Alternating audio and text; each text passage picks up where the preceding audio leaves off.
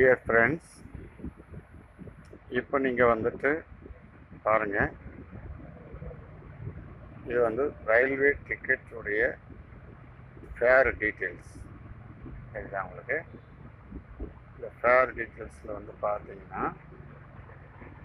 டிஸ்கிரிப்ஷனில் ticket fair ₹190, convenience fees 17.7, travel insurance premium ₹0.49, agent service charge ₹19.9. இது ஆன்லைனில் ticket reserve பண்ணதுக்கு ஸோ அவங்க அதே பிடிச்சிருக்காங்க. ஸோ அடுத்து வந்து பார்த்திங்கன்னா பேமெண்ட் கேட்வே சார்ஜஸ் ₹5. இப்போது இந்த ஏஜென்ட் சர்வீஸ் சார்ஜஸ் அப்படிங்கிறது இது வந்து நம்ம ரயில்வேக்கு போகும், இல்லைன்னா ரயில்வேயில் ஏஜென்ட்ஸ் எடுத்து பண்ணிக்கிட்டு இருக்கக்கூடிய சர்வீஸ் ப்ரொவைடரான போகும். ஸோ இந்த சர்வீஸில் வந்து பார்த்தீங்கன்னா இப்போ எல்லாமே ப்ரைவேட்டுங்கிறதுனால மல்டிநேஷனல் கார்பரேஷன்ஸ் இந்த இது உள்ள நுழைவதற்காக தயாராக இருக்காங்க. First point. செகண்ட் வந்து இந்த பேமெண்ட் கேட்வே. இந்த பேமெண்ட் கேட்வே வந்து நீங்கள் நிறைய கேள்விப்பட்டிருப்பீங்க. எங்கே எது வாங்கினாலும் நீங்கள் வந்து ஏடிஎம் கார்டு, டெபிட் கார்டு அல்லது கிரெடிட் கார்டு மூலமாக அல்லது ஆன்லைனில் வந்துட்டு நீங்கள் வந்துட்டு பேபால் அக்கௌண்ட் மூலமாக மார்க்கெட் சேல்ஸ் பண்ணக்கூடிய எல்லா நிறுவனங்களுக்கும், அந்த ஃப்ளிப்கார்ட்டில் நீங்கள் ஏதாவது ஒன்று வாங்குறீங்க, அமேசானில் ஏதாவது ஒன்று வாங்குறீங்கன்னு சொன்னால் நீங்கள் வந்துட்டு ஒரு அமௌண்ட் நீங்கள் எவ்வளோ பேமெண்ட் பண்ணுறீங்களோ உங்களுக்கு அது தெரியாது. நீங்கள் கார்டு ஹோல்டருக்கு வந்து நீங்கள் ட்ரான்ஸ்ஃபர் பண்ணுறீங்க, உங்களுக்கு அந்த சார்ஜஸ் எதுவுமே காமிக்காது. பட் அங்கே வந்து இப்போ அந்த ஷாப் ஹோல்டருக்கு வந்து அந்த கேட்வே சார்ஜஸ் மைனஸ் பண்ணிட்டு தான் அவங்க அக்கௌண்ட்டுக்கு கிரெடிட் ஆகும். ஸோ இங்கே வந்து இது ரயில்வேங்கிறதுனால கேட்வே சார்ஜஸ் எல்லாமே பப்ளிக் கிட்ட தனியாக கலெக்ட் பண்ணிக்கிறாங்க.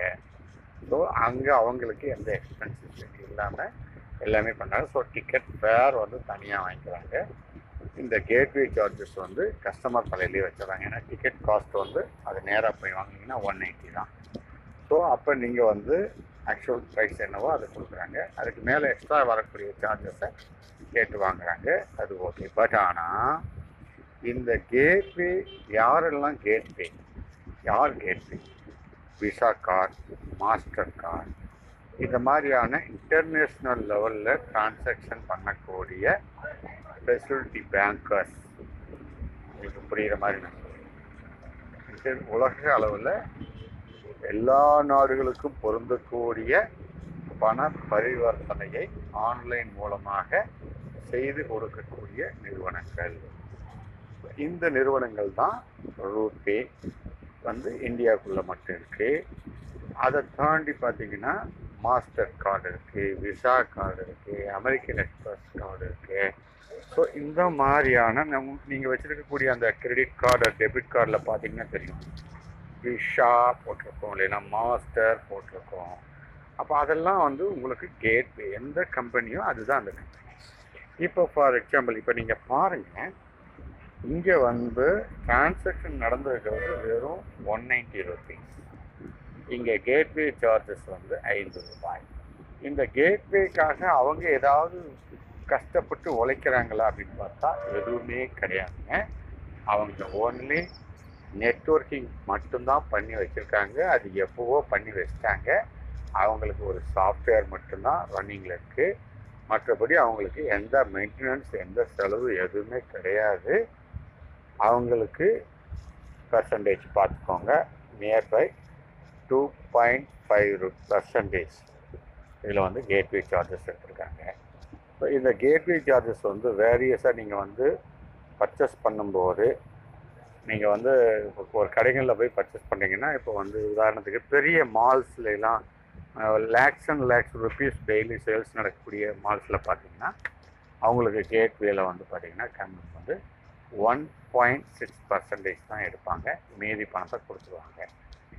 சின்ன கடைக்காரங்க இருக்காங்க இல்லையா, அவங்கெல்லாம் கிரெடிட் கார்டு, டெபிட் கார்டு மெஷினில் வச்சு தேய்ச்சி எடுக்கிறாங்க இல்லையா, அவங்களுக்கு வந்து பார்த்திங்கன்னா மேக்ஸிமம் 3% வரைக்கும் அவங்கள போகும். ஏன்னா மந்த்லி வந்து டார்கெட் இருக்குது. ஸோ இப்போ நீங்கள் வந்து கார்டு யூஸ் பண்ணாலும் யூஸ் பண்ணாட்டி கூட அந்த மெஷினுக்கு வந்து மந்த்லி ரெண்டல் இருக்குது. அதுக்கு ஃபோன் பில் இருக்குது. ஏன்னா ஃபோன் கனெக்ஷன் இருந்தால் தான் அது ஒர்க் ஆகும். ஸோ ஃபோன் பில் இருக்குது, ப்ளஸ் மந்த்லி ரெண்டல் இருக்குது. ஸோ இது ரெண்டு மட்டுமே பார்த்தீங்கன்னா ஒரு கடைக்காரருக்கு மாதத்தில் வந்து ஒரு 1500 செலவு இருக்குது. இப்போ இவர் வந்து மாதத்தில் வந்து 1500 மட்டும்தான் அந்த மெஷின் மூலமாக சேல் பண்ணியிருக்காருன்னு சொன்னால், இந்த 1500 அவர் பிஸ்னஸ் பண்ணது மொத்தமுமே அவருக்கு கை கிடைக்கவே கிடைக்காது. இதுக்கு மேலே அவர் எவ்வளோ சேல்ஸ் பண்ணுறாரோ அதுதான் இந்த கேட்வே சார்ஜஸ் எல்லாம் போக மிச்சம் அவருக்கு ப்ராஃபிட்.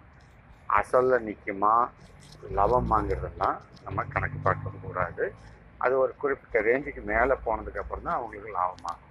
ஸோ இப்போ ஸ்டார்டிங்கில் இந்த மந்த்லி அவர் செலவு பண்ணுற காசு எடுக்கிறதுக்கே ஒரு 10% வச்சு ப்ராஃபிட் வச்சு தொழில் பண்ணக்கூடியவராக இருந்தாருன்னா மினிமம் 10,000 rupees, அதாவது 15,000 rupeesக்கு வந்து அவர் வந்து மந்த்லி அந்த இதை யூஸ் பண்ணியிருந்தாருன்னா மட்டும்தான் அவருடைய ப்ராஃபிட் மட்டும் லாஸ் ஆகும். இல்லைன்னா அவருடைய அசலும் சேர்ந்து லாஸ் ஆகும். ஸோ இந்த லாஸ் இவங்களுக்கு ஆகும். ஆனால் அந்த கேட்வே நிறுவனங்களுக்கு ஆகுமானா ஒரு பைசா கூட ஆகாது. அவங்க மந்த்லி ரெண்டலும் வாங்குவாங்க. நீங்கள் எவ்வளோ ஸ்வைப் பண்ணாலும் அவ்வளோக்கு கமிஷன் எடுப்பாங்க. அதுக்கும் கேட்வே சார்ஜஸ் போட்டுருவாங்க. ஸோ இந்த மாதிரியான பணப்பரிவர்த்தனைகள் மூலமாக நமக்கு மிகப்பெரிய அளவில் எவ்வளோ லாஸ் வருது பாருங்க. இந்த மாதிரியான டிரான்சாக்ஷன் ஒரு நாளைக்கு இந்தியாவுக்குள்ளார எவ்வளோ நடக்கும் கொஞ்சம் கற்பனை பண்ணி பாருங்கள். ஒரு ரயில்வே டிக்கெட்டில் ஒரு டிக்கெட்டுக்கு எவ்வளோன்னா ஒரு நாளைக்கு எத்தனை ட்ரெயின் ஓடுது, எவ்வளோ கேட்வே சார்ஜஸ் ஃபாரின் கம்பெனிக்கு போய்கிட்டு. அடுத்து இந்தியா ஃபுல்லாக இருக்கக்கூடிய மார்க்கெட்ஸில் எவ்வளவு ஏடிஎம் மிஷின்ஸ் இருக்குது, அதுக்கு எல்லாமே சார்ஜ் உண்டு. அதுதான் உங்கள்கிட்ட மந்த்லி சார்ஜ் பிடிக்கிறாங்க இல்லையா, அதுலேருந்து சம் பர்சன்டேஜ் அவங்களுக்கு போகும். அது இல்லாமல் நீங்கள் கடைகளில் வந்துட்டு நீங்கள் வந்து பர்ச்சேஸ் பண்ணக்கூடிய இடத்துகளில் அங்கே கேட்வே சார்ஜஸ் போகத்தான் மிச்சம் தான் கடைக்காரருக்கு போகும். அதனால கடைக்காரர் வந்து ஆட்டோமேட்டிக்காகவே எல்லா பொருள் மேலேயும் 3% 5% வரைக்கும் ரேட் ஏற்றி தான் வச்சு ஆகணும், வேறு வழி கிடையாது. ஸோ அப்படி தான் அவங்க பண்ணிக்கிட்டு இருக்காங்க. ஸோ எல்லா பணமுமே நம்ம பணம் தான், ஆனால் நமக்கு தெரியாமையே அது வெளிநாட்டுக்கு போய்கிட்டு. இதெல்லாம் வெளிநாட்டுக்கு போகிற பணம். ஸோ கேட்வே சார்ஜஸ் அப்படிங்கிறது எம்என்சி மல்டிநேஷ்னல் கார்பரேஷன்ஸ் அவங்களுக்கு போகுது பணம். இப்போ புரியுதா? நம்ம இந்தியாவில் மட்டும் இல்லை, உலகம் பூராவும் எம்என்சிக்கள் மட்டும் சொந்த பணத்தை யாரிடமும் கடன் வாங்காமல் லேக்ஸ் அண்ட் லேக்ஸ் குரோர்ஸை வந்து இன்வெஸ்ட்மெண்ட் பண்ண முடியுதுன்னா அதுக்கு காரணம் யார் காசுன்னு நினைக்கிறீங்க? வெளிநாட்டிலேருந்து இன்வெஸ்ட்மெண்ட் வருதுன்னு சொல்கிறாங்க இல்லையா, அந்த இன்வெஸ்ட்மெண்ட் பூராவுமே இப்படி கேட்வே சார்ஜஸாக வெளியில் போன பணம் தான் திருப்பி இன்வெஸ்ட்மெண்ட்டாக நம்ம ஊருக்குள்ளே அவங்க பண்ணுறாங்க. ஸோ இப்போ பாருங்கள், ஒரு பக்கம் கேட்வே சார்ஜஸ் போய்கிட்டே இருக்குது, ஒரு பக்கம் இன்வெஸ்ட்மெண்ட் வந்துக்கிட்டே இருக்குது. ஃபைனலாக நாம் என்ன ஆக போகிறோம், இந்த கண்ட்ரி என்ன ஆக போகுது அப்படிங்கிறத உங்களுடைய சிந்தனைக்கே விட்டு விடுகிறேன். ஸோ முடிஞ்ச வரைக்கும் நீங்கள் ஆன்லைன் டிரான்சாக்ஷனையோ கிரெடிட் கார்டு டெபிட் கார்டு டிரான்சாக்ஷனையோ நீங்கள் செஞ்சீங்கன்னு சொன்னால் நிச்சயமாக இந்த தேசத்தில் இருக்கக்கூடிய உங்களுடைய பணம் வெளிநாட்டு நிறுவனத்திற்கு செல்கிறது என்பதை மனதில் வைத்துக் கொள்ளுங்கள். வீட்டில் உட்காந்துக்கிட்டு ஆன்லைனில் ஸ்விக்கி மூலமாகவோ அல்லது வேறு ஆப் மூலமாகவோ உணவு பண்டங்கள் உள்பட நம்ம எது வேணுனாலும் சுகமாக வாங்கி அனுபவிக்கிறோம். அதனுடைய பாதிப்பு அடுத்த தலைமுறைக்கு விலை ஏற்றமாக வந்து திரிக்கப்படும். நாம் இன்னைக்கு இந்த கேட்வே மூலமாக வெளிநாட்டுக்கு பணம் போக போக போக நம்முடைய பணம் மதிப்பிழந்து கொண்டே இருக்கிறது. மதிப்பு இழக்க எல்லா விலைவாசியும் விலையேற்றம் பண்ணிக்கிட்டே இருக்கும். இதுதான் காரணம், விலையேற்றத்துக்கான காரணம். இன்னைக்கு வந்து இந்தியாவில் வந்து எல்லாமே விலை ஏறிக்கிட்டே போகிறதுக்கான ரீசனும் இதுதான். தங்கம் இவ்வளோ விலை ஏறி இருக்குதுன்னா இதுதான் ரீசன். ஸோ தயவு செய்து இதை வந்து எல்லாருமே புரிஞ்சுக்கோங்க. உங்களுக்கு தெரிந்தவர்களுக்கெல்லாம் சொல்லுங்கள். அவசியமான இடங்களில் நம்ம வந்து பண்ணுறதுங்கிறது பரவாயில்ல. முடிந்த வரைக்கும் பண பரிவர்த்தனையோ கேஷ்லெஸ் எக்கனாமியோ அல்லது கேஸ் எக்கனாமியோ தவிர்த்து இன்னும் சொல்ல போனால் பழைய காலம் மாதிரி பண்டமாற்று முறையாக இருந்தோம்னா இந்த எம்என்சிக்கள் நம்மக்கிட்ட இருந்து ஒரு நயா பைசா கூட எடுக்க முடியாது. ஸோ நாம் ஒருவருக்கு ஒருவர் பண்டமாற்று முறையை திரும்ப கடைபிடிக்க வேண்டிய சூழல் கூட நமக்கு ஏற்படலாம். அப்போ தான் இந்த எம்என்சியிலிருந்து நம்ம தப்பிக்க முடியும். ஸோ இதெல்லாம் மைண்டில் வச்சுக்கோங்க. இதில் உங்களுடைய கருத்துக்களை தெரியப்படுத்துங்கள்.